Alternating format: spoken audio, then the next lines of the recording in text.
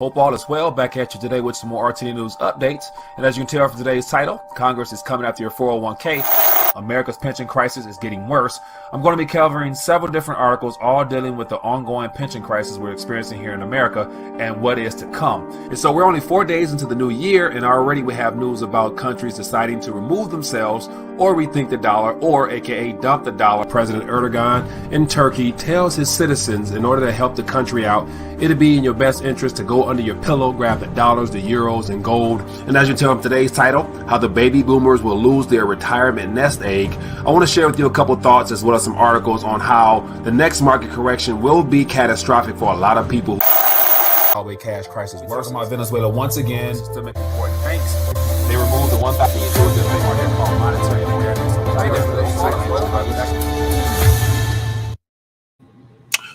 Today, midday news update. Wanted to check in and share with you some things that I think is worth bringing to your attention and try to cut through some of the noise and focus on the primary objective of everything that's going on. And it has to do with the failing of the current monetary structure and the issuance of something new into the system. And so I hope everyone's doing well, and won't be long. Just want to cover a very serious topic I think is worth bringing to your attention, just because there's so much noise right now. There's an unimaginable amount of noise going on right now in the mainstream news, geared upon the fact that the global order is literally pulling a financial assault upon one nation in particular, disguised under the Ukrainian war and all that other stuff. But of course, there's all types of stories coming out about that and how at this current moment, you really can't trust anything you see on your news channels these days. So you have to go do your own investigative work. And so that's kind of what I did today.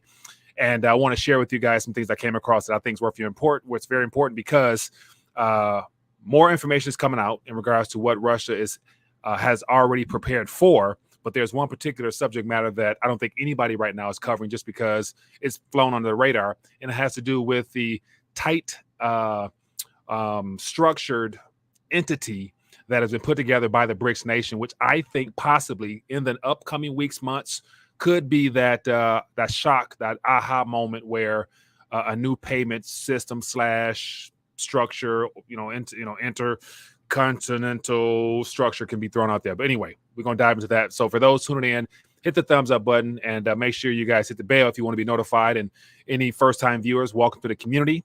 Check in via the chat, and then when we go live later on, you can call and let your voice be heard.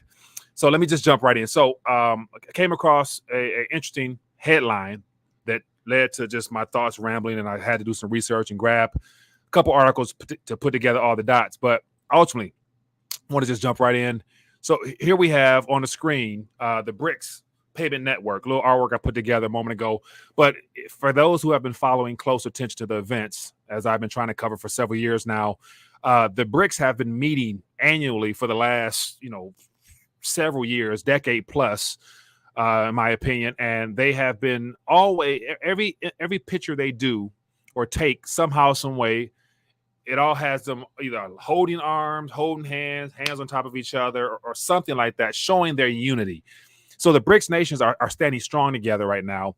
And the best way of highlighting and pinpointing their cooperation in whatever is going on right now is the fact that all other G7 nations, as well as all the other medium-sized nations, they've all jumped on the push to sanction Russia. And of course, right now, the headlines is flooded with all types of articles talking about the economy, bank runs, I guess the central bank stop, trading, and all types of other things. But that's a part of the noise that I was talking about earlier, how you got to somehow, some way figure out how to weave through all that and filter out the unnecessary.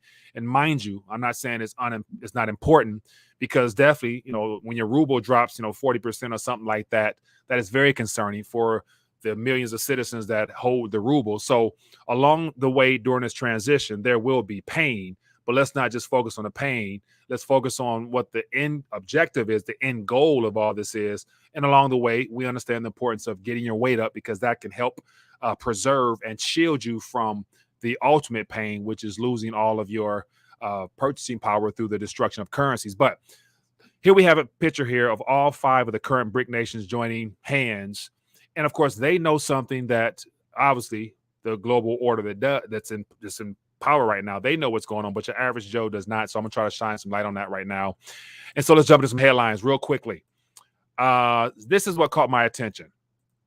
Article, little news piece on CNBC. Once again, you can't trust what you hear or what you read, but you got to dive deeper. But yet, one thing that stood out to me, it says Western sanctions could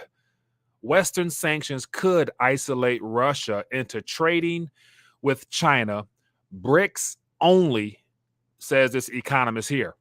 And so I'm thinking like, okay, BRICS only. That's interesting because as of right now, we got the world pretty much all against Russia. But then again, the other BRICS nations have not really come out condemning rather what's happening in Ukraine. They've stayed somewhat neutral. And to me, that's a part of their standing together during this monetary transition. And so, of course, China said they're going to, probably dial back on allowing some of their, credit fault lines or credit lines or whatnot. They're not going to allow them to do it in dollars, but they might let them do it in the yuan. So that's right there. It's not, necessarily bashing Russia, just, playing the game, I guess. But keep it moving right along. So from this article here, I'm thinking like BRICS only. Okay, let's find out what exactly is happening with the BRICS at this current moment. So the next headline here, it says Beijing says China and Russia are not allies, but then once again, just reading that as face value, are not allies.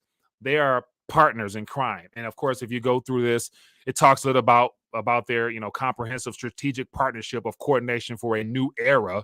And so all stuff like that, lets me know that, of course, that's a headline, but under the surface, we all know what they've been doing for the past several years. And it just gives a little bit here. It says they signaled strong military, political, and economic alignment and close ties described last year as better than an alliance. So we know that they're a lot closer than what this mainstream MSN would want us to believe. So they haven't come out and say Ukraine, Russia is completely wrong. They've remained neutral. What about Brazil? It says Brazil will not condemn Russia's special military operation in Ukraine. So once again, we got China not really saying much. Brazil will not condemn it. Okay, that's two nations. Move on to the next one. India walks a tightrope over calls for Russian isolation.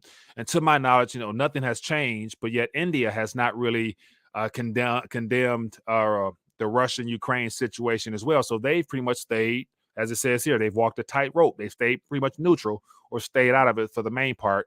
And they haven't joined other G7 nations plus in basically pulling a coordinated attack on the Russian economy directly. And so just something to make you think, why are they also not joining in? And then on the other one here, how South Africa is tied to Russia through 25.5 billion rubles in the BRICS cash. And so far we have Brazil, Russia, India, China, and South Africa, the core makeup of the BRICS nation. They have not jumped on the bandwagon to sanction Russia. So that means Russia still has somewhat of a lifeline with these other countries. And of course, this goes back to their close ties throughout the last several years and making sure that they were always preparing for something. And so from last week, I did a video, and actually for those that are tuning in, I want to make sure you guys are aware that I tried to put together all of my prior videos in one, dealing with everything China, Russia, India, you name it. I just try to put it all together because I've been talking about this for quite some time. So there's a catalog of a lot of information there that could kind of give you a backstory for those that might be new to this altogether. So I'll put that link beneath this video here, but everything you need to get caught up to speed on what's going on as far as this transition from a dollar is available to you. And so back to my point. So over the last several years, they've been working together, and they have already set up a pretty strong multipolar, network in a sense that's already operational. And so as of, let me grab this fresh article that caught my attention. Let me grab it 1 second. And then we can keep it moving because I want to make sure I highlight this. But this is as of a couple moments ago. It says Russia has internal replacement for SWIFT, their central bank says. And so this is just released not long ago. And for those that might not be aware, I did a video, what was it? I think it was Friday, talking about the alternatives for Swift. And so a lot of people have had interest in that. But let me grab that video real quick so you guys can see, for those that may not be familiar with it. Let me grab it 1 second. Well, let me go back here. Anyway, so I'll link that below as well. But anyway, so it's basically their CPF, Central Bank, CFPF, or something like that. I forgot the name of it offhand. But they have their card system, which is called the Mir payment system, which is their internal, like fintech type of payment system for the debit cards and credit cards and whatnot. Is operational. Okay, so move right along to the nitty gritty. And so the BRICS have not condemned Russia. They have been helping and working to basically bring in some type of new monetary infrastructure. And to pinpoint how that has been taking place thus far, let me bring to your attention, for those that may not have been aware of it. So here's an article. This goes back within the last, 3 or 4 years especially. They have been ramping up, meaning those 5 nations on top of the ones that have been added in since. We're going to get to that 1 minute. But they've added in a couple new countries that have all joined board. But here's an article from 2019. It says, India, Russia, China explore alternatives to the SWIFT payment system mechanism. So we have these 3 nations here, billions of people, probably trillions of dollars worth of trade back and forth amongst themselves, as well as around the world. Every single country on this planet in some form or fashion has to do business with India, Russia, and China, whether it be for raw materials, whether it be for natural resources, whether it be for all the gear that we wear here in the U.S. especially. Everything says made in China. So as of right now, those 3 nations are extremely important. We got oil, you name it, and those 3 nations happen to be probably the largest holdings of gold combined, of course, with figures we don't know anything about. So that might play into what might be coming as well in the future. But just more information here on this article here. This is, as I mentioned, 3 years ago, but it's swept under the radar. And they have been working jointly for a moment such as this, where one of those 5 nations come under attack, because mind you, they will stand together, I'm sure. And so it gives more information as to how, the new system is expected to work as a gateway model when messages on payments are transcoded into accordance with the central financial system. India stopped importing oil or whatever. It says this proposed alternative to the SWIFT financial payment mechanism could be on the agenda of BRICS summit in Brasilia, according to sources. So they have been working on something that hasn't been getting much press. And so let me dive further. So one of the many institutes or small little bit of infrastructure they've been putting together has to do with the new development bank. And so the BRICS nation, once they formulated their whole little pact in 2014-15, officially, it includes Brazil, Russia, India, China, South Africa, Bangladesh, Egypt, and UAE and Uruguay as of to date. And so they have been working to bring something to fruition, and they have done half of it as of now. And so the president for this new development bank, led by the BRICS, happens to be this guy named Marcos Trojo, who's a Brazilian. He was appointed as the new president in 2020, and so he's out of Brazil. And guess where the headquarters for the BRICS bank is at? It's located in the BRICS Tower, former Oriental Financial Center in Shanghai. And so they have something in store. Let me go back a little further. So here is one thing that is of importance. On a different page, it says the BRICS payment system. And it gives details as to how and why. But it says at the 2015 BRICS summit in Russia, ministers and the BRICS nations initiated consultations for a payment system that will be an alternative to the SWIFT system. And it goes on deep and talk about how all the nations have pretty much put in some type of thoughts towards it. And of course, as of right now, from the video I did before, we got the SIPs, which is the China one. We got the India has one. And of course, Russia has one as well. And so they have been working on basically connecting those to formulate an alternative payment network, which is underway as we speak.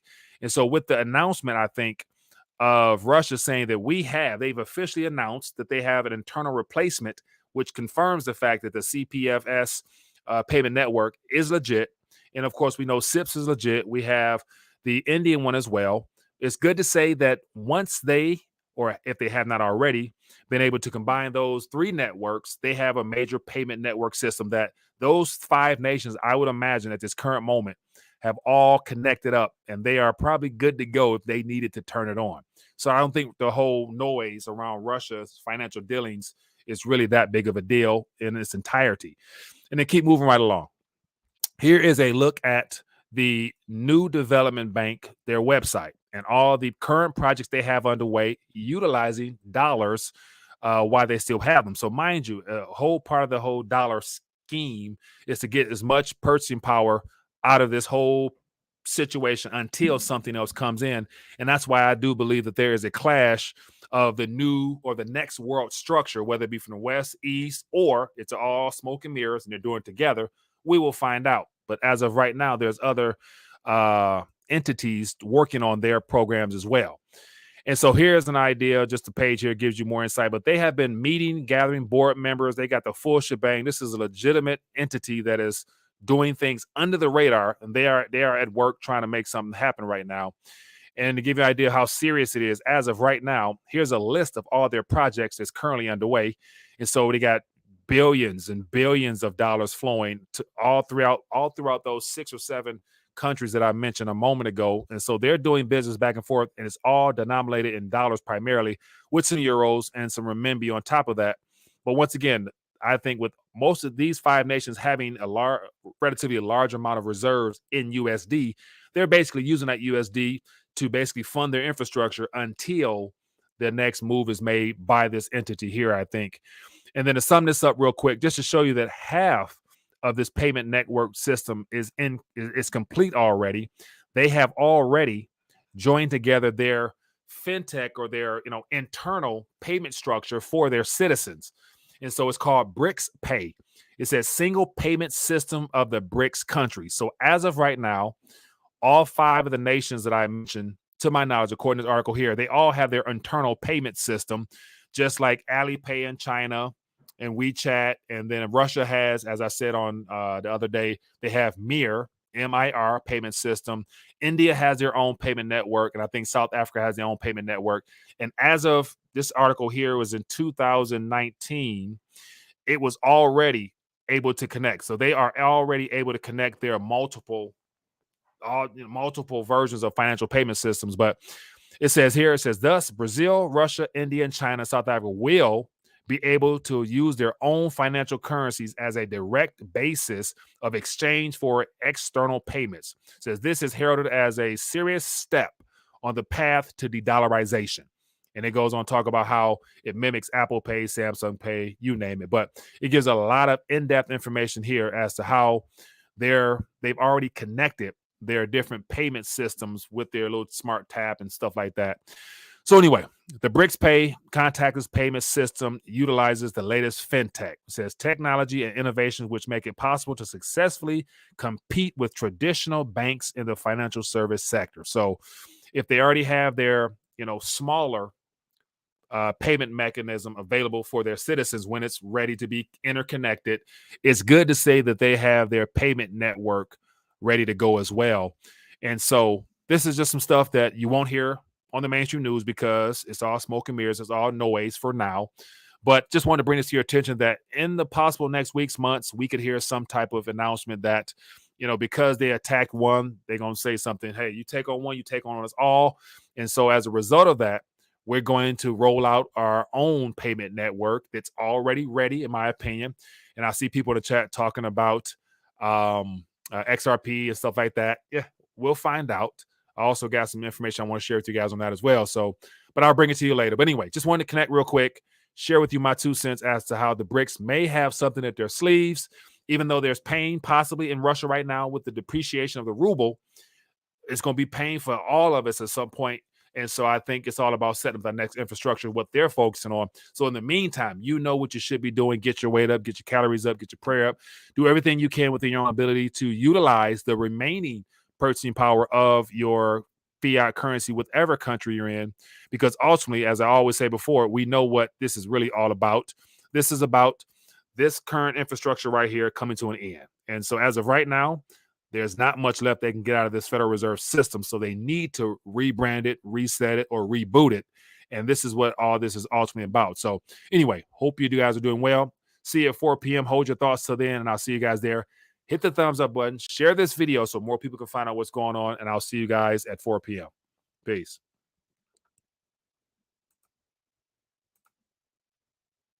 The next recession. Recession will be a recession. We're going to hit a recession. The date of the next recession. A U.S.-only recession typically lasts 8 to 10 months. A crash is coming. Now, whether it's 6 months from now, 12 months, 36 months, no one knows.